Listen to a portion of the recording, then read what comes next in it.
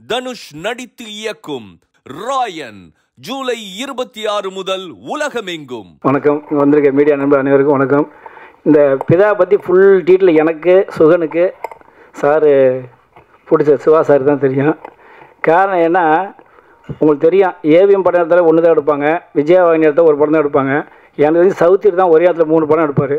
அதேமாரி சிவா 3 படம் எடுத்து முடித்து வச்சு கையில் ரெடியாக வச்சுருக்காரு. காரணம் என்னன்னு கேட்டிங்கன்னா, இந்த படத்தை வந்து எடுக்கும்போது ஒரு 20 நாளைக்கு முன்னே அந்த படம் வந்து இங்கே பிதான்னு ஒரு படம் பூஜை போட்டாங்க. அது ஆக்சுவலாக தள்ளுப்பா அவர் சிவா பற்றி பேசினா, இவர் என்னை பார்த்ததில்ல, நானும் அவரை பார்த்ததில்ல.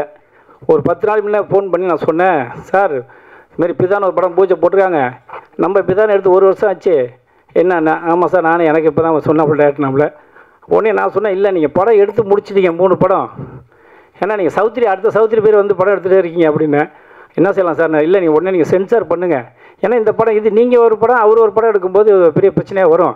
அப்புறம் அவங்க வந்து இப்போ பார்த்தீங்கன்னா பிரசத்தில் ஒரு 2-3 லட்சம் செலவு பண்ணி பூஜை போடுறேன். நான் உடனே ஃபோனை போட்டேன், அவர் பேர் மதியழகன், சாமானிய படம் பிடிச்சாரு, எடுக்கலை. உடனே நான் உடனே அந்த லிங்கை உடனே டக்குன்னு எல்லோரும் அமுச்சு விட்டேன், இருக்க பிடிச்சிருக்கலாம். டக்குன்னு உடனே பார்த்தா மாதிரி ஆரம்பத்தில் தனஞ்சயன் பேசுகிறார், உங்களுக்கு எல்லாம் தெரியும். பிதா படம் என்னன்னா அவரை சொல்கிறார். ஏன்னா எந்த சங்கமுமே டைட்டில் யார்கிட்ட இருக்குன்னு கேட்குறதே கிடையாது. நாங்கள் மட்டும் கேட்டு பார்த்தோம். அந்த ஒரே கேட்குறது வந்து ஒப்புதலான வந்து தயார்பட சங்கம் முரளி சார் மட்டும் தான் பேசினார். சார் இதுமாரி டைட்டில் பிரச்சனையாக இருக்குது, ஆனால் தயவுசெய்து நீங்கள் வந்து என்னிட்ட கேட்டு இது பண்ணுங்க. சரி ஓகே அப்படின்னேன். இதேமாரி பாரதிய சார் ஆஃபீஸ் வந்து எனக்கு ஃபோன் வந்துச்சு. ஆனால் அவங்க என்னிட்ட டைட்டிலாம் கேட்டுக்கிட்டு இது ரிஜிஸ்டர் பண்ணிக்கிறாங்க. ஆனால் நாங்கள் ஃபோன் பண்ணி கேட்டப்ப அவங்க சொல்கிறாங்க, நான் லெட்ரு கொடுக்கணுமா, நான் 25 வருஷத்துக்கு முன்னே பணம் எடுத்துகிட்ருக்கோம், லெட்ரு கொடுக்கறதுக்கு இல்லைம்மா அப்படிலாம் முடியாது, நாங்கள் ஃபோன் பண்ணி சொன்னால் சொல்லணும், இல்லை வேறு கொடுத்தேன். இந்தமாதிரி 4-5 படம் தொடர்ந்து கொடுத்தேன். காரணம் என்ன சொன்னீங்கன்னா, டைட்டில் வந்து எந்த ஒரு சங்கத்துக்குமே கவர்மெண்ட் அங்கீகாரம் கொடுக்கலன்னு நான் என்ன சொல்லுவேன். ஏன்னா இந்த பிதா படம் ரிலீஸ் ஆகுது காரணம் மெயின் பிடிச்சது தான். அது ஃபுல் சப்போர்ட் வந்து சுகன் பண்ணாலும் இல்லை சார் எப்படியா ரிலீஸ் பண்ணணும். காரணம் கேட்டிங்கன்னா, நிறைய பிரச்சனை வந்து எவனுமே சொல்ல மாட்டேங்கிறான், எந்த பிரச்சனை கேட்கவும் மாட்டேங்கிறாங்க. பிரச்சனையை பணத்தை காண அடிச்சுட்டு அதுக்கப்புறம் இங்கே வந்து என் சங்கத்தில் வரும்போது நான் தான் சால்வ் பண்ணுறேன். அது எல்லாம் சென்னிஸுக்கு தெரியும், இப்போ எப்படி தெரியும். ஒரே வாரம் சொன்னேன், சார் நீங்கள் படம் 3 படம் பிடிச்சிடாயிட்டீங்க, படத்தை வெளியே வரணும், சென்சார் பண்ணுங்கள், நீங்கள் ஒரு பிடிச்ச ஒரு அங்கீகாரம் விட, நீங்கள் வந்து மேலே உட்காந்துருக்க ஸ்டேஜில். உண்மை இல்லையா சார்? ஏன்னா பணத்தை போட்டுட்டு இருக்கிற அத்தனை ஆர்டிஸ்ட் எப்போ ஒரு நாள் வெளியே வருன்னு உள்ளே உட்காந்துட்டு இருக்காங்க. என்னோடய கேரக்டர் இதுதாங்க. யார் வந்தாலும் சரி, முன்ன நீ தோக்கிறியா ஜெயிக்கிறது அப்புறம், முன்ன வெளியே வா, அதை ரிலீஸ் பண்ணுங்க அப்படின்னு தான் சொல்லுவேன். அதேமாதிரி சுகன் வந்து டப்புன்னு ரொம்ப பொறுமைசாலி, ஆனால் ஸ்பீடு. அந்த லேடிஸ் பேர் என்ன, இந்த இதில் நடித்தாங்களே, இந்த ரேமா, விஜய் டிவியில் நடிக்கிறாங்களா, அந்த மாதிரி ரேமா ஷூட்டிங் போட்டு 40,000 அட்வான்ஸ் கொடுத்து பொள்ளாச்சி ஷூட்டிங் நடக்குது. பொள்ளாச்சி தானே, திருச்செந்தூர். ஏன் அதெல்லாம் சொல்கிறேன்னா, இந்த பேர் சொன்னால் தான் சினிமா உருப்பிடும், சினிமாவில் எவனை ஏமாற்ற மாட்டேங்க தான் சொல்ல வரேன். அதுக்கப்புறம் திருச்செந்தூரில் போட்டு அந்த ஹேமாங்கிற பொண்ணு 40,000 பணத்தை ஷூட்டிங் வரல. ஏன்னா ஒரு பிடிச்சது எவ்வளோ கஷ்டப்படுறாருங்கிறது வந்து சொல்கிறேன். நீ யாரும் தப்பாக நினச்சினாலும் ஏதோ பேச நினச்சாங்க. பணத்தை போட்டுட்டு அவர் மெட்ராஸில் இருக்கார், டைரக்டர் திருச்செந்தூரில் இருக்கார். இந்த அம்மா வந்து பெட்ஷீட் சரியில்லையா, ஹேமாவுக்கு பெட்ஷீட் சரியில்லைன்னு சொல்லிட்டு அங்கேருந்து வந்துட்டு அந்த 40,000 பணத்தை ரிட்டர்ன் பண்ணல. ஒரே ஃபோன் அடித்தேன் ஆஃபீஸ்லேருந்து, நீ அந்த பணத்தை ரிட்டர்ன் பண்ணுறியா இல்லை உடனே வீடியோ போட்டு எல்லாத்துலேயுமே உன்னோட ஃபீல்டு அவுட் பண்ணிட சொல்லிட்டேன். எனக்கு என்ன பயம், நான் ஏமாத்துறதில்ல, யாரை பற்றி உடனே சொன்னேன். மறு 20 நிமிஷத்தில் 25,000 அக்கௌண்ட்டில் போடுச்சா சுகன். என்ன காரணம், சினிமாவில் இந்தமாதிரி நல்ல புதுசெல்லாம் வரணும்னா முன்ன ஏமாத்துறவங்க யாரும் இருக்கக்கூடாது சினிமாவில், அப்போ தான் சினிமா உருப்படும்.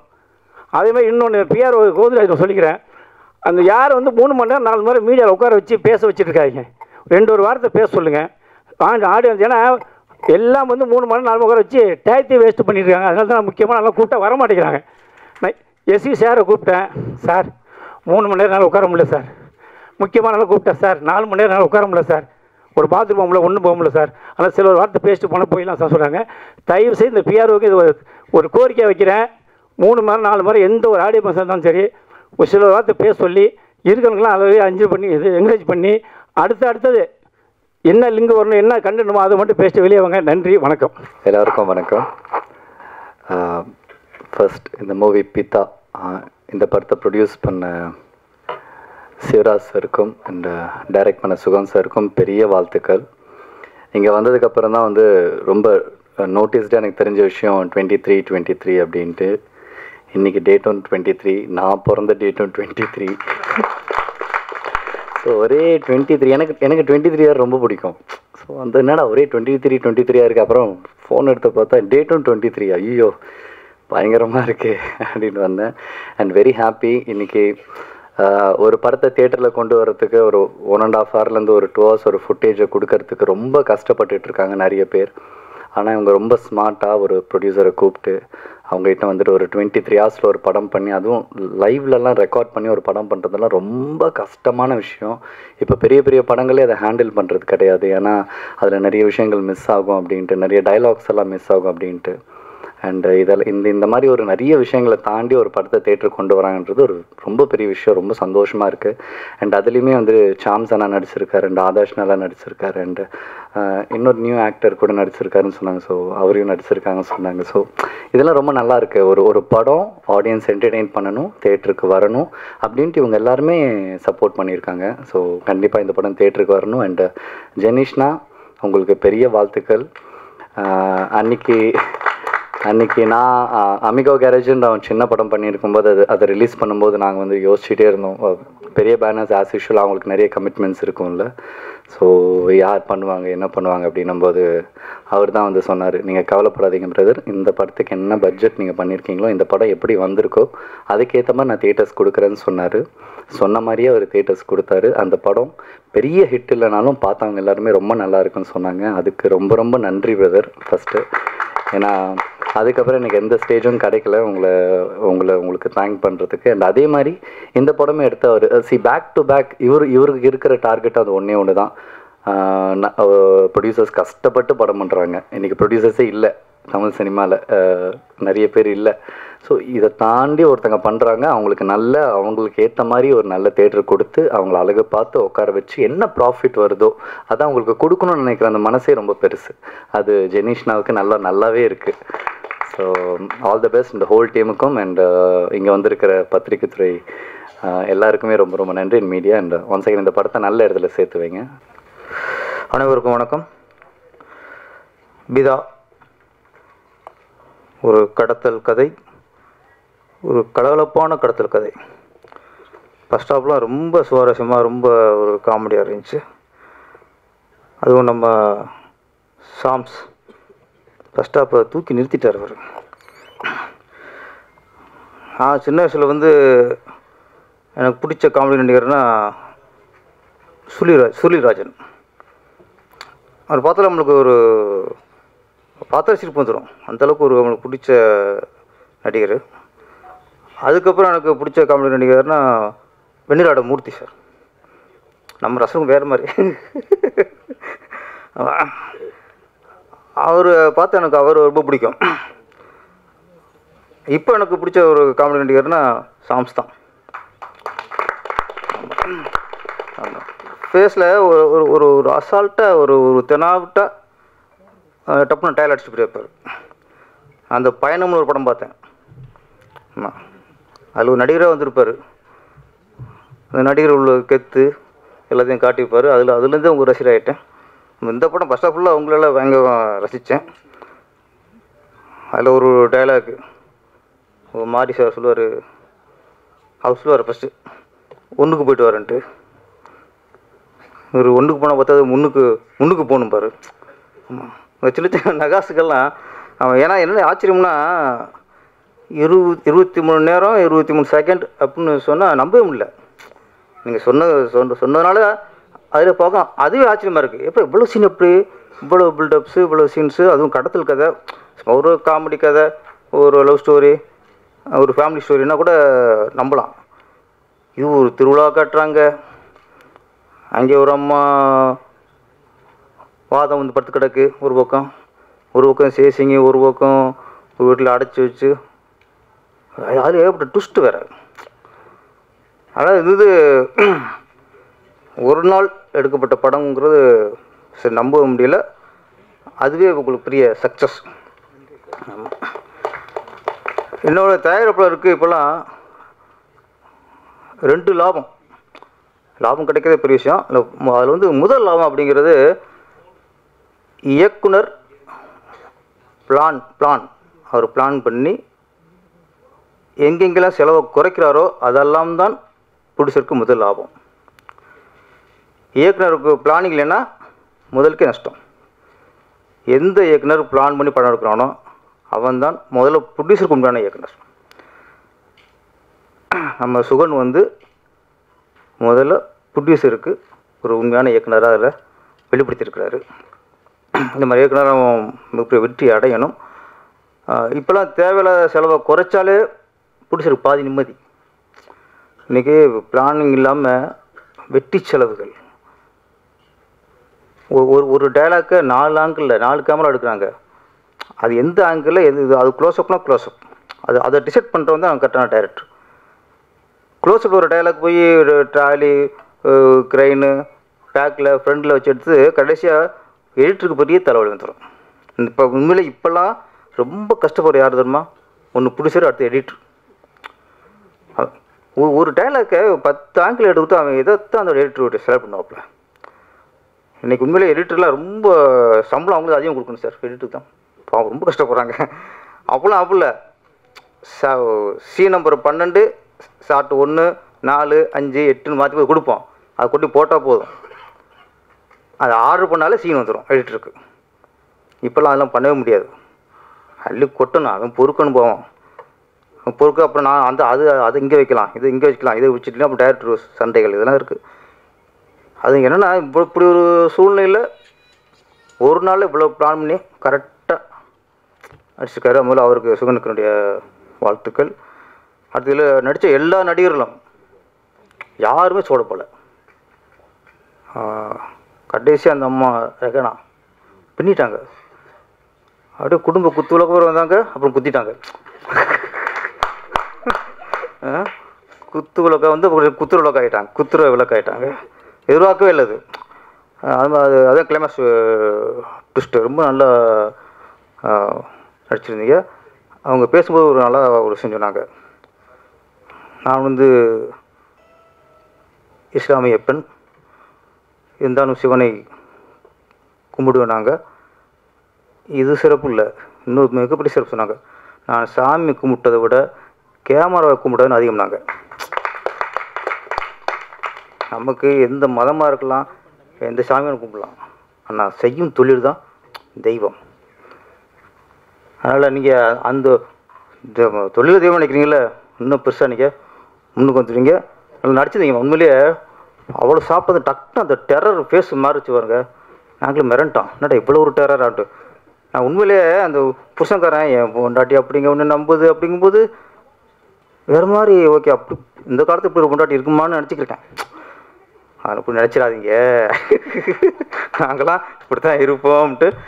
அந்த அந்த உங்கள் கேரக்டர் சரி, டேரக்டர் அந்த ட்விஸ்ட்டு சூப்பர், அதை சொல்லிவிட்டணும். இப்போல்லாம் எல்லாம் கதை தெரியும், முன்ன மாதிரி இல்லை. இப்போல்லாம் ஒரு ஷோ தாங்க. அதுக்கப்புறம் கதை தெரிஞ்சு தான் ஆடியன்ஸ் படம் பார்க்குறான்.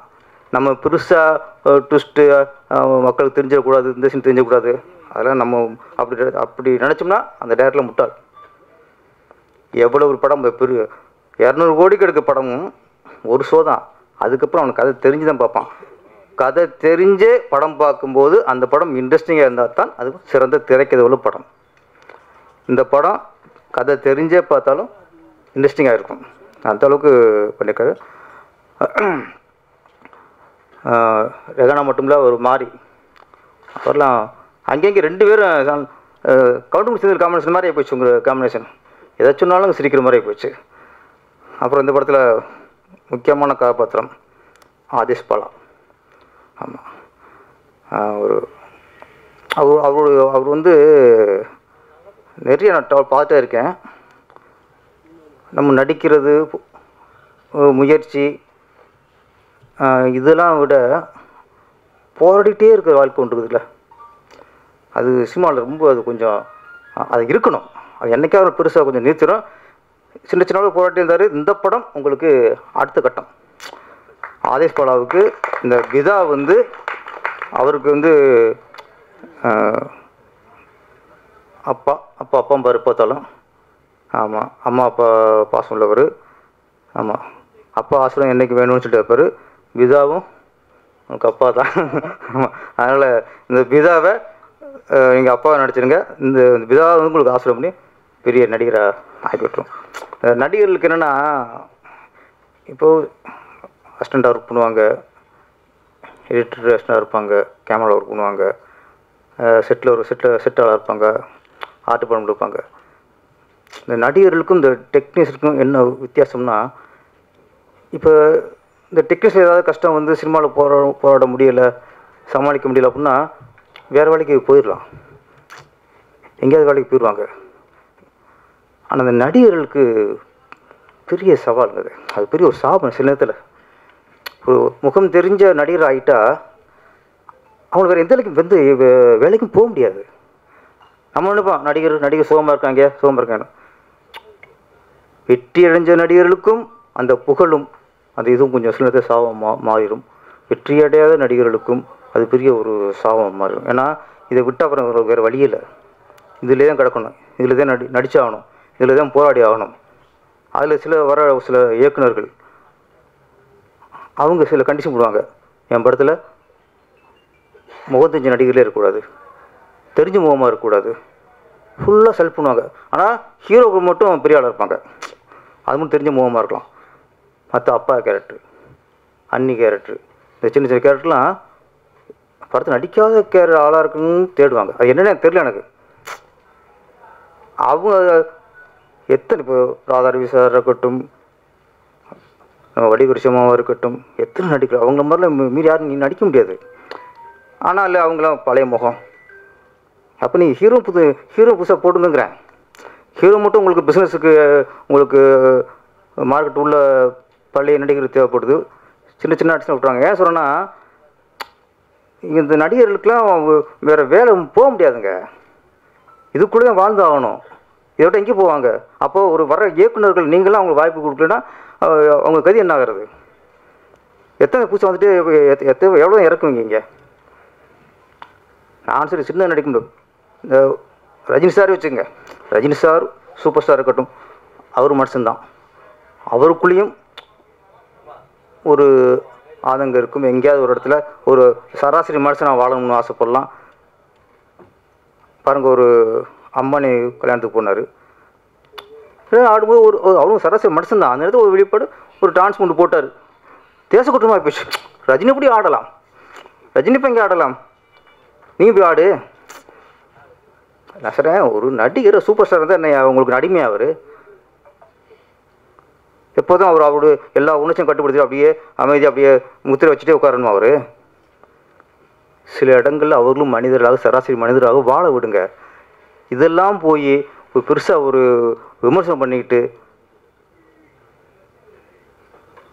இதெல்லாம் பார்க்கும்போது அவருக்கு இங்கே கூனி குருவார். ஏன்னா ஒரு சின்ன ஒரு இடத்துல சந்தோஷப்பட்டோம், ஆடிட்டோம், இது ஒரு பெரிய குற்றம் மாதிரி. இது ஆயிரத்துக்கு பிரச்சனை இருக்குது நாட்டில், அதை பற்றி பேச மாட்டாங்க. நடிகர் வந்து இங்கே ஆடிட்டார், இங்கே சுட்டு கொல்ல போடுவாங்க, வெட்டி கொல்ல போடுவாங்க, கலாச்சாரம் குடிச்சு ஆவாங்க. இதெல்லாம் பிரச்சனை நாட்டு பிரச்சனை நம்மளுக்கு. அதெல்லாம் பிரச்சனை இல்லை. ஒரு நடிகை உங்கள் கல்யாண வீட்டில் சின்ன மூணு போட்டால் பெரிய பிரச்சனை நம்மளுக்கு.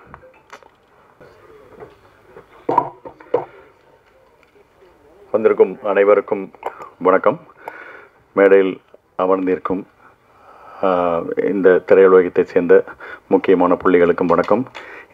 எங்களுடைய குழுவின் சார்பாக அழைப்பை ஏற்று வந்திருக்கிற Perarasu sir, Arvind sir, master Mahendran sir எல்லோருக்கும் எனது நெஞ்சார்ந்த நன்றிகள்.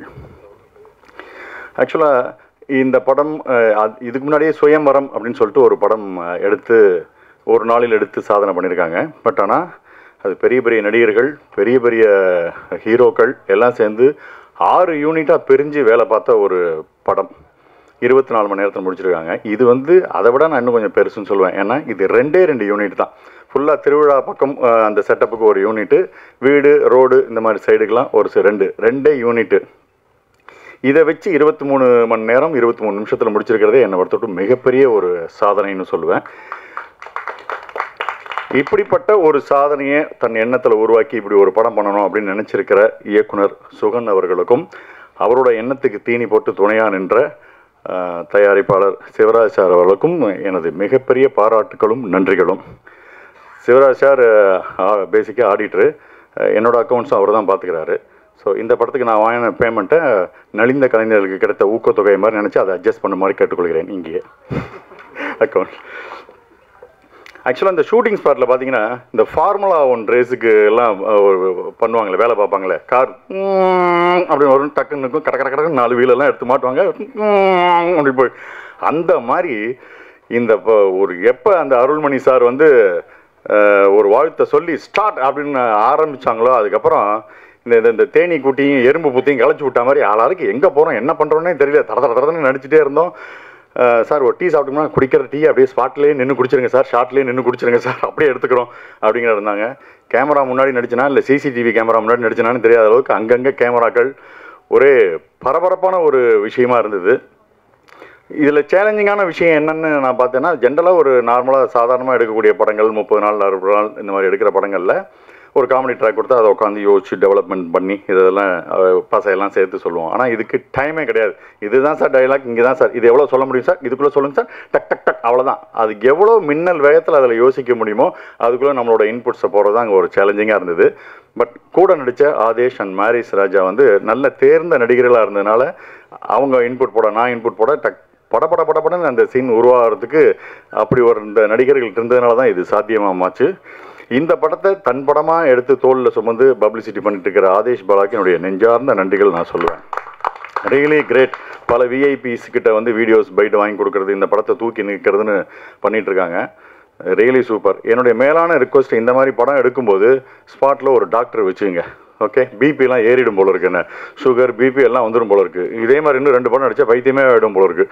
அந்த மாதிரி ஒரு டஃப் டாஸ்காக இருக்கிற மாதிரியான ஒரு விஷயம் இருக்குது. பட்டு மொத்த தொழில்நுட்ப கலைஞர், கேமராமேன்ல அந்த யூனிட்லேருந்து ஆரம்பித்து ஆட்டுக்கிட்டுன்னு மொத்த தொழில்நுட்ப கலைஞர்கள் நடிகர்கள் ப்ளஸ் இயக்குனருக்கு துணை நின்ற இயக்குனர் டீம், இவங்களால தான் இந்த விஷயம் இவ்வளோ ஸ்பீடாக நடக்கிறதுக்கான ஒரு சாத்தியமாக மாறிச்சு. ஸோ ரொம்ப சந்தோஷமாக, அப்பா ஏதோ ஒரு சாதனை பண்ணுற படத்தில் நம்மளும் இருக்கோம், நம்மளும் நடித்தோம் அப்படின்ற ஒரு ரொம்ப பிரமிப்பும் சந்தோஷமும் இருக்குது. பட் இதை தாண்டி ஒரு படம் நீங்கள் எப்படி எடுக்கிறீங்கன்றதான் கணக்கு இல்லை. நீ செல்லில் எடு, 10 ரூபாவில் எடு, 20 ரூபாவில் எடு, கோடி கணக்கில் எடு, 1000 கோடி போட்டு எடு, படத்தை மக்கள்கிட்ட சுவாரஸ்யமாக கொண்டு போய் சேர்த்தியா, அதுதான் கணக்கு. ஸோ அந்த சுவாரஸ்யம் இது இந்த படத்தில் இருக்குதுன்னு நான் நம்புகிறேன். அது இருந்து மக்களுக்கு பிடிச்சிருந்துன்னா இது மாபெரும் வெற்றி படம் தான். இது பெரிய படம் தான், சின்ன படமே இல்லை. ஒரு நாள் எடுக்கப்பட்ட படம், சாதாரண படம்ன்றதே கிடையாது. நல்ல படத்தை எப்பொழுதுமே ஆதரவு தந்து கொண்டிருக்கும் மக்கள் இதற்கும் ஆதரவு தருவார்கள். நல்ல படத்தை கன்ஃபார்மாக இப்போ இருக்கிற சோஷியல் மீடியாவில் நல்லா இல்லைன்னா சுத்தம், நல்லா இருந்ததுன்னா ஓஹோ தான். அதனால் நல்லா இருந்ததுன்னா மீடியா முதற்கொண்டு எல்லாமே நல்லா பாராட்டி இந்த படத்தை தூக்கி நிறுத்துவாங்க நான் நம்புகிறேன். ஸோ மொத்த குழுவுக்கும் எனது நன்றியும் பாராட்டுகளும்.